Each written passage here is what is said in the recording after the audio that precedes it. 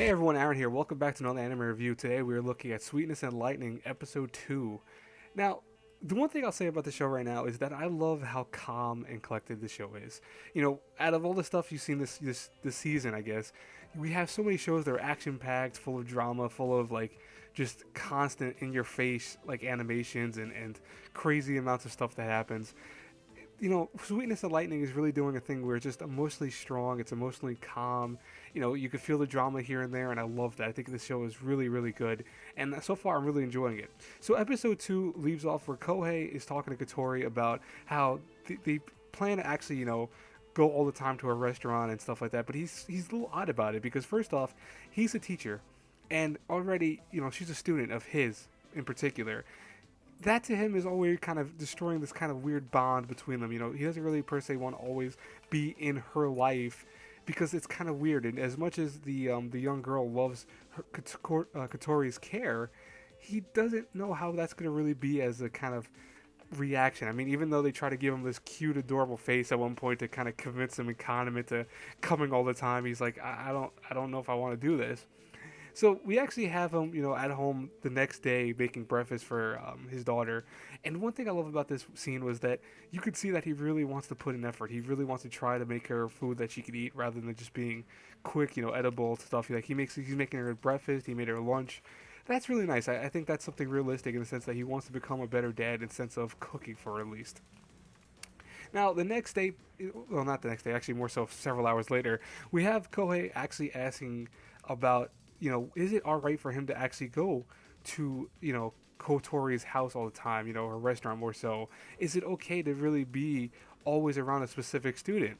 And, the person he's asking is an actual older teacher, and the elder teacher actually tells him, hey, listen, in the old days, that's what we used to do. We used to go to meals at other people's houses, teachers would do that. They were more with their actual students than now, which is the general kind of consensus is it's kind of odd to be with your student anywhere else outside of school. He's saying, hey, listen, the old days we did it, it's up to you to feel if it's okay or not. And, lo and behold, he actually ends up running into Kotori eating I want to say big giant bread. Like, that thing's huge. She's eating this big bread, and, he says, you know what, okay, we're going to come over today. We'll figure out what to do there. And she goes, okay, fine. She's really happy about it.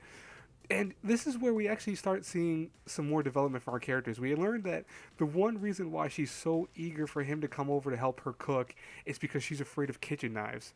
And as a person that runs in a restaurant, with their mother being a head chef and apparently is actually on TV all the time and stuff like that, for having her being afraid of knives is kind of weird.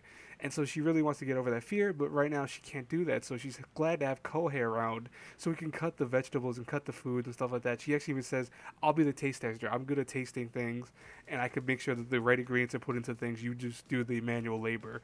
And they agree to this.